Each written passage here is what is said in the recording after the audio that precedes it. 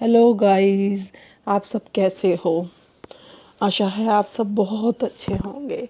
दिवाली का त्यौहार आ रहा है। आज छोटी दिवाली है, कल बड़ी है, फिर गोवर्धन है, भाई दूज है, यानी कि त्योहारों का एक सिलसिला शुरू हो गया। आपका प्रेरणादायक मोती चैनल में हार्दिक स्वागत है। ये जो त्योहार है ना, ये आपके जीवन को प्रकाशित करके जाएं, आपके जीवन के हर दुख को मिटाकर, उस अंधेरे को मिटाकर आपके जीवन में रोशनी फैलाए। ये मेरी हार्दिक शुभकामना है।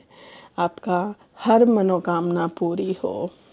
ऐसा कहा जाता है, क्या यही बात हमारी संस्कृति में बताई गई है कि राम को के वनवास के पश्चात दिवाली मनाई जाती है। राम को 14 साल का वनवास कहा जाता है। देखा जाए, उसके पश्चात जब वो वनवास से लौट के आए थे तो सबने हर्षोल्लास से दीपावली मनाई थी। पर एक बात बताइए, क्या सिर्फ राम को ही वनवास मिला है क्या? और हम जो कलयुग के प्राणी हैं, हमको वनवास नहीं मिलता? नहीं, हर व्यक्ति को, प्रत्येक व्यक्ति के जीवन में वनवास आता है। वो बात अलग है कि वनवास की अवधि सबकी अलग अलग होती है, किसी को कितनी, किसी को कितनी। वैसे जो भी व्यक्ति को दुख मिल रहा है तो समझिए उसको वनवास मिल रहा है, उसको खुशियों से वनवास मिल रहा है, उसको सभी प्रकार की सुविधाओं से वनवास मिल रहा है। तो जब वनवास मिलता है तो उसके पश्चात क्या आती है? दिवाली आती है।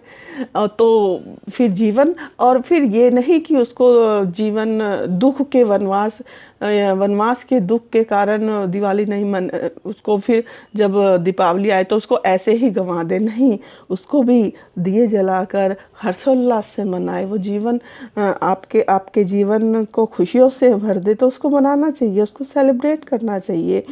कि उसका भी आपको एहसास होना चाहिए, आपकी आत्मा खुशी से भर जानी चाहिए कि दुख के बाद जीत है, दर्द के बाद जीत है। जीत क्या है? दीपावली है। दीपावली क्या है? प्रकाश है। अंधकार पर अंधकार पर सूर्य की विजय है। सूर्य क्या है? एक प्रकाश पुंज है, ज्ञान पुंज है। अज्ञान से ज्ञान की ओर जाना है, मोक्ष की ओर जाना है। हम सब कुछ मोक्ष की तरफ को जा रहा है। हर त्योहार हमारा मोक्ष की तरफ को जा रहा है। देखिए, सभी के जीवन में दुख आता है। प्रत्येक जीवन में दुख आता है, पर इसका मतलब ये नहीं होता कि जीवन रुक जाए है। सबका जीवन, जितने भी बड़े बड़े हुए हैं, आप ये देखो, राम हुए हैं, आपके कृष्ण हुए हैं, हमारी संस्कृति में कितने प्रेरक व्यक्ति हैं। सबके जीवन में दुख आया है, सबके जीवन में वनवास आया है। वनवास अर्थात दुख आया है। खुशियों से, घर से दूर रहे हैं, पर परेशानियों ने घेरा है। जब भी दुख आता है, देखो, जीवन हल्का रुकता है, रुदन होता है, बीमारी होती है, सब होती है, पर मेन बात है, जीवन ठहरता नहीं है। जीवन वही जड़ता ग्रहण नहीं करता है, क्षणिक रुकता है और आगे बढ़ जाता है। और फिर प्रभावमान होता है। इस दुख से, इस वनवास से अनुभव लेकर, शिक्षा लेकर आगे बढ़ना जाना चाहिए। वनवास कुछ भी नहीं है, दुख कुछ भी नहीं है, आपके व्यक्तित्व का निर्माणक है, आपके व्यक्तित्व को गढ़ता है। यही अनुभव है। इसी को अनुभव की शिक्षा कहते हैं, क्योंकि अनुभव से बड़ी शिक्षा नहीं है। व्यक्ति जब इस अनुभव से होकर गुजरता है तो उसका व्यक्ति दृढ़ बनता है, प्रेरक बनता है। हमारे महापुरुष क्यों बने हैं? आप देख लीजिए, जितने भी महापुरुष हैं वो दुखों से ही निकल के खड़े हुए हैं। कोई राजगद्दी में बैठकर महान नहीं बनता है। जितने जिस पे दुख आए, जितना जिसका वनवास बड़ा था, वो उतना ही प्रभावशाली है, वो उतना ही प्रेरणादायी है। और हम बच्चों को कुछ सीखने के लिए उदाहरण प्रस्तुत हुए हैं। मतलब अगर आप ये देखो, हमारी संस्कृति में ये इतने महान पुरुष ना होते तो हम तो वैसे ही मर जाते कि ये दुख सिर्फ हमारे जीवन में आ रहा है। ऐसा बिल्कुल भी नहीं है।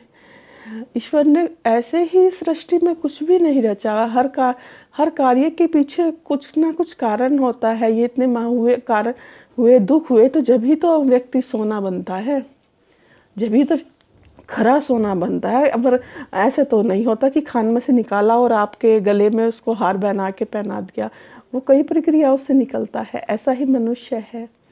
जब तक वो मखमल पे रहता है उसको दुख को, किसी के दर्द की फीलिंग तक नहीं होती। सामने उसके रोता रहे व्यक्ति, कुछ भी होता रहे, मर भी जाए, उसको फीलिंग नहीं होती।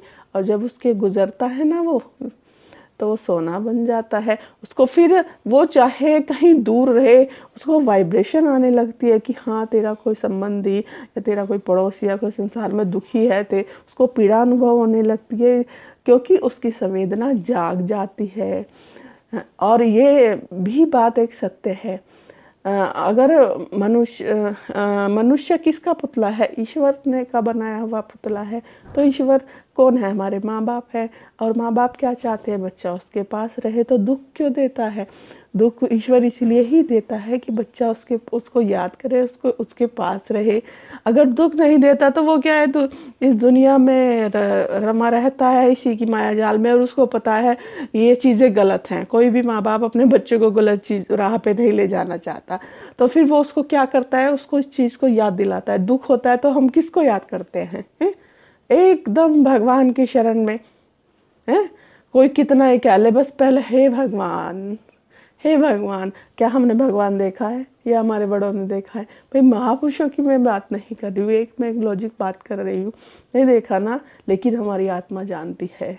इस आत्मा का पिता कौन है? परमात्मा है।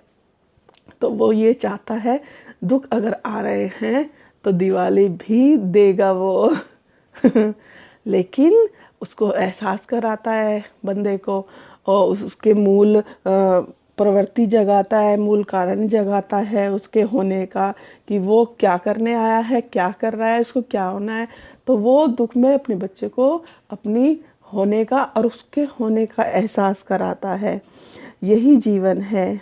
और यह इसीलिए मैं आपको ये बताना चाह रही हूँ कि ये दिवाली जो है, ये इस दिवाली को त्योहार तक मत रखना, बिल्कुल भी त्योहार तक मत रखना। इसको जीवन में लाना, इसको जीवन में लाना मतलब ये जीवन आपका जो दुख से चल रहा है ना, आपको जो खुशी मिल रही है उसको जीवन परिवर्तित कर दो। इसकी सार्थकता ही तभी है। ऐसा नहीं है कि 4 दिन के फेस्टिवल बनाए ऐसे ही और जाने दिया। नहीं जी, हमारे यहाँ के जितने भी त्योहार हैं वो हमारे जीवन का निर्माण करते हैं। उनसे सीखिए और आगे बढ़ जाइए। हैं, ये हमारे जीवन का रूपांतरण है। प्रत्येक त्योहार समस्त, वैसे तो देखा जाए हमारे जितने भी त्योहार हैं सब शिक्षाप्रद हैं, इसीलिए इनसे सीखो और आगे बढ़ जाओ। ये जो प्रकाश है ना, प्रकाश ही क्या है? प्रकाश ज्ञान है, प्रकाश ईश्वर है, प्रकाश मोक्ष है। वो आप ये देखो, प्रत्येक मूर्ति क्या हाथ से प्रकाश निकलता है, तो क्या है? उनके अंदर से प्रकाश निकल रहा है, ज्ञान का प्रकाश निकल रहा है, जो आपके जीवन के अंधेरे को उजाले में परिवर्तित कर दे। तो वो वही त्योहार है। आज छोटा है, कल को बड़ा है, वो है। जिसकी जितनी सामर्थ्य है वो उतने दिए जलाएं, पर जला के उसके पास कुछ देर बैठे, जलते दिए को देखो, आपको कुछ रूहानी संदेश मिलेगा अपने पिता का, अपनी माता का, किसका? परमात्मा का, जहाँ से आए हो। हम यहाँ के बच्चे नहीं हैं, हम उस ईश्वर के बच्चे हैं। आत्मा उस परमात्मा की बच्ची है। अब हमने इतना दुख झेला है, तो हमें मोटिवेशन देने के लिए, हम बहुत अच्छा मूड बनाने के लिए ये इस तरह से हमारे पूर्वजों ने त्योहार लगाए हैं कि आप केवल बच्चे, आपके ऊपर नहीं आया है, आपके पूर्वजों के साथ भी ऐसा हुआ है और ऐसा होना चाहिए। इसलिए कहा जाता है, जिसके पैर फटे ना बिवाई वो क्या जाने पीर पर आई। पीड़ा में ही मिलन है ईश्वर का। पीड़ा से ही जन्म होता है। बच्चा पैदा होता है तो पीड़ा होती है, दोनों को होती है। बिना पीड़ा के, बिना दुख के किसी चीज़ का निर्माण नहीं होता है। मखमल के गद्दे पे कुछ नहीं होता है। मखमल का गद्दा विलासी बनाता है, मखमल का गद्दा दुखों का कारण बनता है, रोगों का जड़ बनता है। तो इसीलिए मेरा थोड़ा सा ये विचार थे कि ये दिवाली जो है ना, जीवन में लाइए, खुद खुश रहिए। सबसे पहले आपकी बहुत बड़ी जिम्मेदारी है शरीर के प्रति, खूब खुश रहिए। जितना भी, ऐसा नहीं है कि आप बड़े देखो, मैं कुछ क्रिएटिविटी ला रही हूँ, है। छोटी छोटी चीज़ों में खुश हो जाइए, छोटी छोटी चीज़ों में इतना खुश हो जाइए कि ये आपका दुनिया का सबसे बेस्ट खुशी है। आपने छोटी सी भी चीज़ करी या छोटा सा भी, यहाँ तक कि इवन आप रूटीन के जो कार्य करते हैं, अरे वाह आज नहाने को मिला मज़ा आ गया, आप ऐसी साबुन से नहाए मज़ा आ गया, अच्छा खाना मिला आपको मज़ा आ गया, बस आनंद से भर जाइए।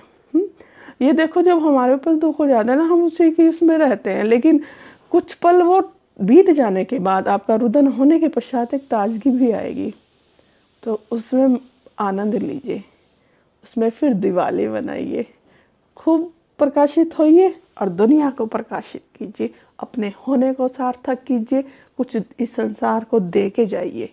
ये है, ऐसा नहीं है कि ये मेरे पे, मेरा जीवन तो अगर जो भी जानता है, दुखों के बीच में खड़ी हुई हूँ, फाइन उसमें खड़ी हूँ, मेरे आसपास मुझे तो ऐसा दिखता है, अगर मैं सांसारिक दृष्टि से देखूं तो पता नहीं, बस मैं बस बीच में खड़ी हुई हूँ, हैं चारों तरफ ऐसे ही हैं, लेकिन मैं जब उठती हूँ तो यही मेरी सोच रहती है कि खुश रहो पल, ये संसार इस शरीर के साथ है, ये शरीर भी यही रह जाना, ये भी यही रह जाना, हमें तो आगे जाना है फिर। तो कुछ जिस चीज़ आई है, जो इच्छा है वो काम करो अच्छा सा, ये नहीं कि किसी को पीटना छीटना है, नहीं नहीं, अच्छे काम करो जिससे आपकी आत्मा खुश हो। जब आपकी आत्मा खुश हो जाएगी ना, आपका पूरे व्यक्तित्व का निर्माण हो जाएगा, आप बदल जाओगे। दूसरे और जो दुखी है, आपसे बड़े बड़े दुखी हैं, वे उनको आपको देख के संतोष होगा, आपके अंदर से एक गुड वाइब्रेशन निकलेगी। तो आशा है ये दिवाली आपके जीवन को उजाले से भर दे, आपके घर का, आपके व्यक्तित्व का, सबका एक प्रकार से रूपांतरण हो जाए और खुशियों की तरफ जाए। तो अच्छा जी, मैं फिर आऊँगी। ये मुझे इजाज़त दीजिए, नमस्कार।